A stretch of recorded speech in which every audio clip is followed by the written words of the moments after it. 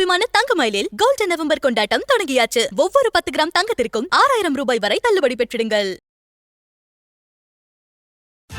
Sir வணக்கம். வணக்கம். Yes sir, நம்ம நேயர்கள் பல கேள்விகள் கேட்டுட்டு இருக்காங்க. நம்ம ஷோ பார்த்துட்டு பல பேர் தொடர்ந்து பாராட்டிட்டு இருக்காங்க. அப்ப நான் கேள்விக்குள்ள போறேன். பிரசன்னாங்கிற நேயர் என்னோட ஷேரை ஒரு 10 கம்பெனியோட ஷேரை என்னோட பொண்ணுக்கு டிரான்ஸ்ஃபர் பண்ணணும்னு நான் நினைக்கிறேன். அதுக்கு நான் யாரை அப்ரோச் பண்ணணும், என்ன ப்ரொசீஜர் அப்படின்னு கேட்டிருக்காருங்க. இப்போ இது உங்களுக்கு பிசிக்கல் ஷேர் சர்டிபிகேட்டா இருக்கா, டிமேட்ல இருக்காங்கிறத பொறுத்து இதுக்கு பதில் சொல்லணும். பிரிண்டட் பிசிக்கல் ஷேர் சர்டிபிகேட் அந்த காலத்துல வாங்கினது கையில வச்சிருக்கீங்கன்னா அது உங்க பொண்ணு பேருக்கு இல்ல, யார் பேருக்குமே நீங்க மாத்த முடியாது. முதல்ல அது உங்க பேர்ல டிமேட் பண்ணணும். உங்களுக்கு அருகாமையில் இருக்கக்கூடிய செபியிடம் பதிவு பெற்ற ஒரு தரகரை அணுகி, பங்குச்சந்தை தரகரை அணுகி, டிமேட் டிபின்னு சொல்லுவோம், டெபாசிட்டரி பார்ட்டிசிபென்ட் அணுகி அவங்கள்ட்ட ஒரு டிமேட் அக்கௌண்ட் ஓபன் பண்ணி இந்த ஷேரை நீங்க சப்மிட் பண்ணணும். சப்மிட் பண்ணா அவங்க அதை டெஸ்ட்ராய் பண்ணிட்டு அது எலக்ட்ரானிக் மோட்ல உங்களுக்கு கிரெடிட் கொடுத்துருவாங்க உங்களுடைய டிமேட் அக்கௌண்ட்ல. அதுக்கப்புறம் நீங்க அதை உங்க பொண்ணுக்கு மாத்தலாம். மாத்துறது 2 விதமா மாத்தலாம். ஒன்னு ஆன்லைன்லயே மாத்தலாம். அதுக்கான யூசர் ஐடி, பாஸ்வேர்டு இதெல்லாம் கொடுப்பாங்க. நீங்க ரெஜிஸ்டர் பண்ணிட்டு உங்க மெயில், மொபைல் நம்பர் ரெஜிஸ்டர் பண்ணிட்டு ஓடிபி எல்லாம் வரும், நீங்க டிரான்ஸ்ஃபர் பண்ண முடியும். இல்லைன்னா அவங்களே ஒரு டிபிஏ ஒரு டெலிவரி இன்ஸ்ட்ரக்ஷன் ஸ்லிப்னு கொடுப்பாங்க.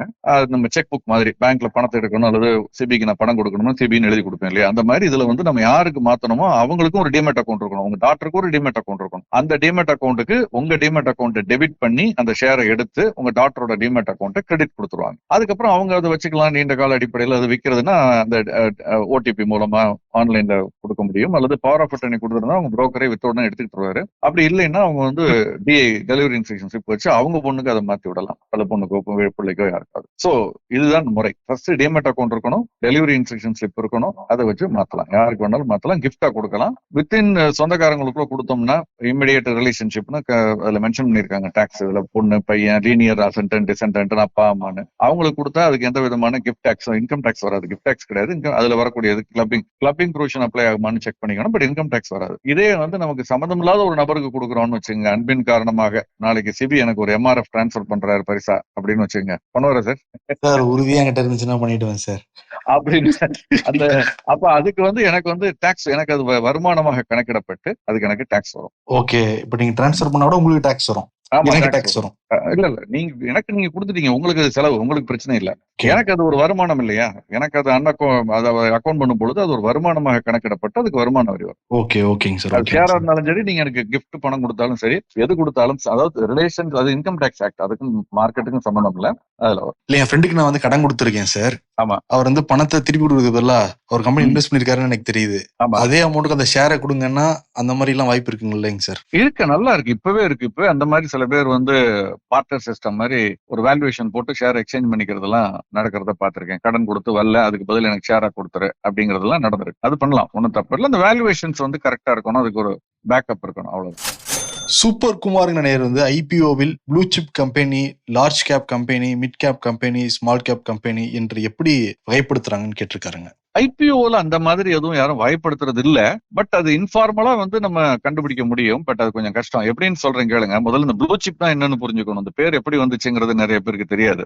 ப்ளூ சிப் கம்பெனில போட்டிருக்கேன் சார், ப்ளூ சிப்மாங்க. ப்ளூ சிப்னா என்னன்னா, இது இந்த போக்கர் கேம், கார்டு கேம் இருக்கு இல்லையா, கார்டு, அதுல அதை யூஸ் பண்ணுவாங்க. அதாவது இந்த போக்கர் சிப்ஸ், அதுல வெள்ளை கலரு, ரெட் கலரு, ப்ளூ கலர்ஸ்னு இருக்கும். சோ அதுல ஹையஸ்ட் வேல்யூ எதுக்குன்னு கேட்டீங்கன்னா இந்த ப்ளூ வேல்யூக்குன்னு சொல்லுவாங்க. ஓகே, நான் விளையாண்டது இல்ல, பட் பொதுவா சொல்லக்கூடியது அதுதான். சோ அதனால ப்ளூ சிப்னா த பெஸ்ட், ஹையஸ்ட் வேல்யூ அப்படிங்கிற ஆங்கிள். அதனாலதான் இந்த ப்ளூ சிப் ஷேருங்கிறது அப்படிதான் வந்தது. இப்போ செபியை பொறுத்த வரைக்கும் பங்குச்சந்தையில் பட்டியலிடப்பட்டு வணிகமாகக்கூடிய நிறுவனங்களை ஒரு 3 விதமா கிளாசிஃபை பண்ணிருக்காங்க, கிளாரிட்டி கொடுத்திருக்காங்க. முன்பு இது கிடையாது. நான் பொறுப்பெடுத்துக்கலாம். நான் இதுக்கு நீங்க இதுதான் ப்ளூ சிப், இதுதான் பெஸ்ட், இதுதான் லார்ஜ் கேப், இதுதான் மிட் கேப்னு அவங்கவுங்க வாய்க்கு சொல்லிட்டு இருந்தாங்க. பட் மியூச்சுவல் ஃபண்ட்ஸ் எல்லாம் மல்டி கேப் மியூச்சுவல் ஃபண்ட்ஸ் வந்துச்சு, லார்ஜ் கேப் மியூச்சுவல் ஃபண்ட்ஸ் வந்துச்சு, mid cap mutual funds, small cap அப்படின்னு வரும்பொழுது அவங்களுக்கு நினைச்சது அவங்கள சொல்லிக் கூடாது, இதான் ஸ்மால் கேப், இதான் மிட் கேப், இதான் லார்ஜ்னு. சோ செபியே ஒரு வரையறை வருத்தது. அதுல என்ன சொல்றாங்கன்னா, பங்குச்சந்தையில பட்டியலிடப்பட்டிருக்கக்கூடிய நிறுவனங்கள்ல மார்க்கெட் கேப் அப்படின்னு சொல்றோம் இல்லையா,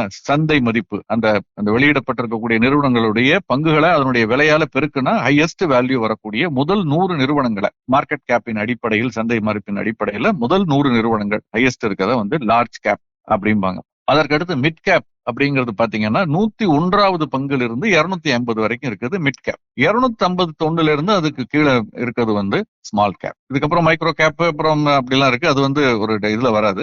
சோ இந்த பிளெக்சி கேப் ஃபண்டுங்கிறவங்க அக்ராஸ் இந்த 3 கேப்ல எதுல வேணாலும் இன்வெஸ்ட் பண்ணலாம். லார்ஜ் அண்ட் மிட் கேப் ஃபண்டுனா அந்த முதல் 250 பங்குக்குள்ள தான் இன்வெஸ்ட் பண்ணணும். லார்ஜ் கேப்னா முதல் 100 பங்குக்குள்ள தான் பண்ணணும். சோ இப்ப முதலீட்டாளருக்கு ஒரு கிளாரிட்டி இருக்குல்ல, அதுக்காக கொண்டு வரப்பட்டது. பட் ஐபிஓ வரையிலேயே அது வந்து கணக்கிடுறது அப்படிங்கறதெல்லாம் நடைமுறை சிக்கல் இருக்கும். அது வந்து அப்படி யாரும் சொல்றதும் கிடையாது. அதுதான் எனக்கு தெரிஞ்ச வரைக்கும். வெங்கடேஷ் அப்படிங்கிற நேர் வந்து இந்த ஸ்விக்கி Q2 ரிசல்ட் பத்தி கேட்டிருக்காரு. If the company make loss means from where the money will come to cover that loss. நீங்க தான் வெங்கடேஷ் தான் கொடுக்கணும். என்னன்னா திரும்ப திரும்ப பங்குதாரர்கள்ட்ட தான் போவாங்க. அப்படி இல்லைன்னா கடன் வாங்குவாங்க.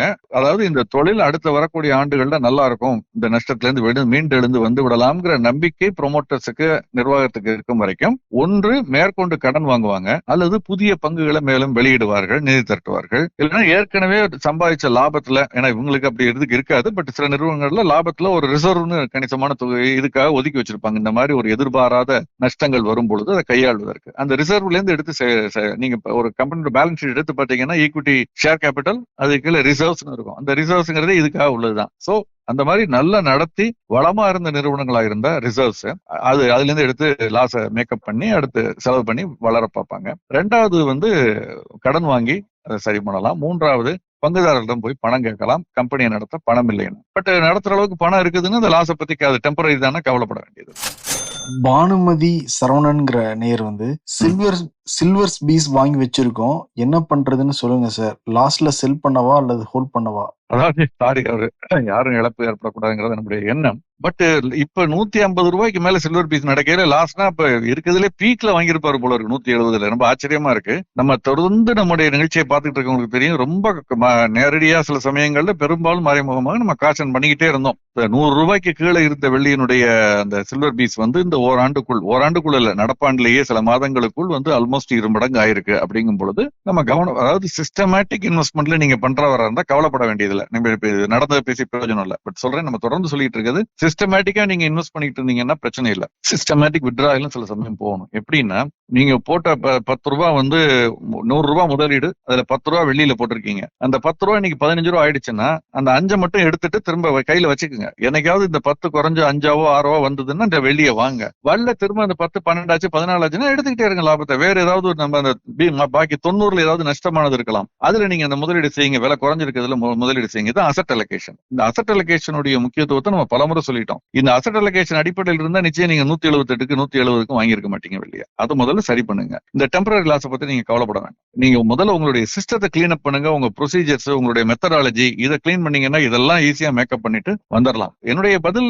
இந்த பொறுத்த வரைக்கும் வந்து என்னன்னா, உங்களுடைய அசெட் அலோகேஷன்ல இருக்க வரைக்கும் இறங்க நீங்க வாங்கிட்டு இருக்கலாம் வெள்ளியோ தங்கமோ. அந்த 10% 15% 5% நீங்க என்ன நிர்ணயம் செய்திருக்கிறீர்களோ ஒட்டுமொத்த முதலீட்டுல அது வரைக்கும் வாங்கிட்டு இருக்கலாம். ஏன்னா நீண்ட கால அடிப்படையில் பார்க்கும் பொழுது பொதுவாக இது ஒரு இண்டஸ்ட்ரியல் மெட்டல். இதற்கான தேவை அதிகரிக்கும் பொழுது சப்ளை கொஞ்சம் குறையுது அல்லது டிமாண்ட் இன்க்ரீஸ் ஆகும் பொழுது மீண்டும் அடுத்த கட்ட ரேலிங்கிறது வரும். நடுவில் பார்த்திருப்பீங்க 170 வரைக்கும் போனது, இறங்கி 140க்கு வந்துச்சு, 135க்குலாம் வந்துச்சு. அங்கிருந்து இப்ப திரும்ப 158க்கு போனது, இறங்கி 152க்கு வந்திருக்கு. சோ இந்த மாதிரி ஏற்ற இறக்கம்ங்கிறது சகஜம். நம்ம கூட ஒரு இது பேசணும், 185 195 போன பொழுது நம்முடைய நண்பர் ஒரு கடையில போய் விக்க கேட்டிருக்காரு, வெளியே விற்கணும்னு. உங்களோட வெங்கடேஷ்டே உங்கள்கிட்ட சொன்ன நினைவில்லை, நாங்க இப்ப விக்கிறதா வாங்குறதா இல்ல அப்படின்ட்டாங்க கடையில. அவங்களுக்கே தெரியுது விலை கூடங்கிறப்ப வாங்க மாட்டேங்கிறாங்க. கடைக்காரன் வாங்க மாட்டேன், விக்கிறதுக்கு மட்டும் கேட்டா கிடைக்கவே இல்லை வெள்ளி அப்படின்னு சொல்லுவாங்க.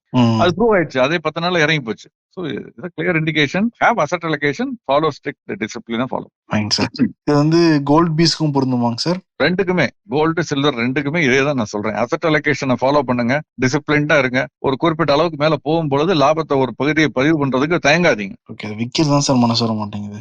நீண்ட கால அடிப்படையில் சில சமயங்கள்ல அது நல்லதான் இருந்திருக்கு.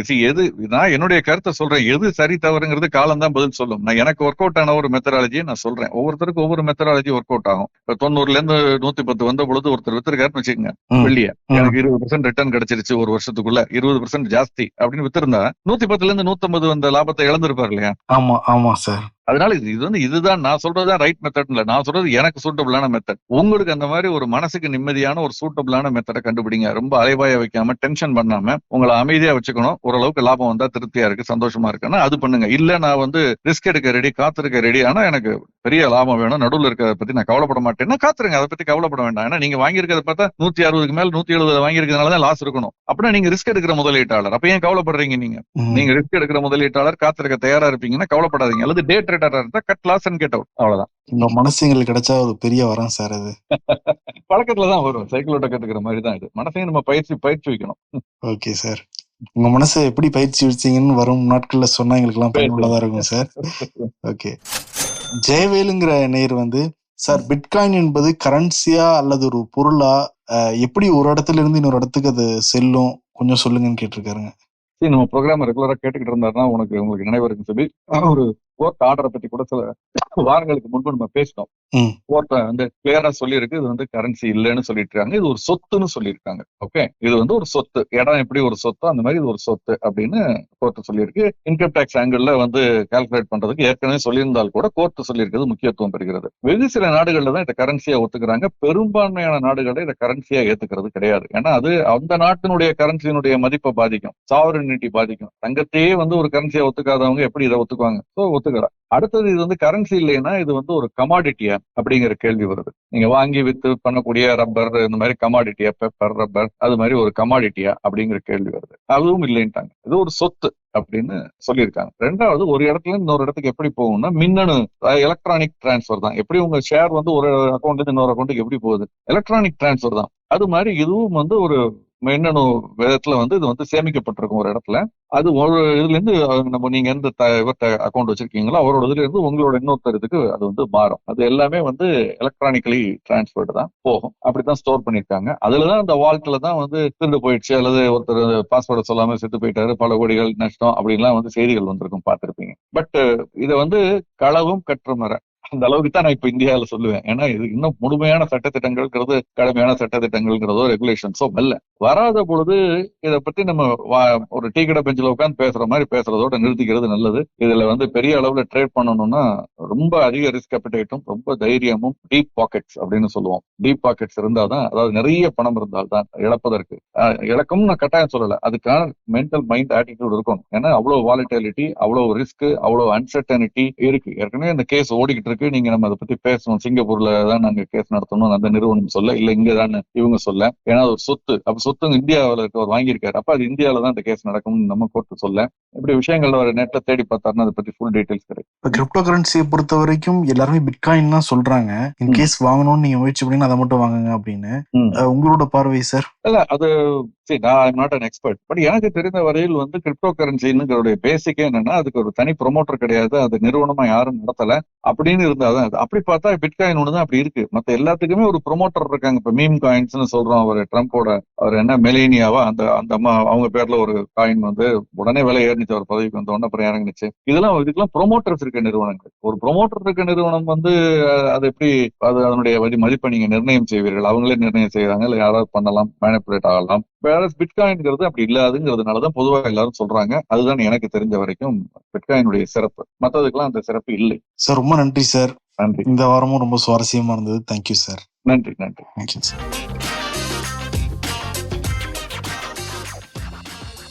தங்கமயில் வழங்கும் கோல்டன் நவம்பர் கொண்டாட்டம். நீங்கள் வாங்கும் ஒவ்வொரு 10 கிராம் தங்கத்திற்கும் 4000 முதல் 6000 ரூபாய் வரை சிறப்பு தள்ளுபடி. இச்சலுகை நவம்பர் 30ஆம் தேதி வரை மட்டுமே. தங்கம் வாங்க தங்கமயிலுக்கு வாங்க.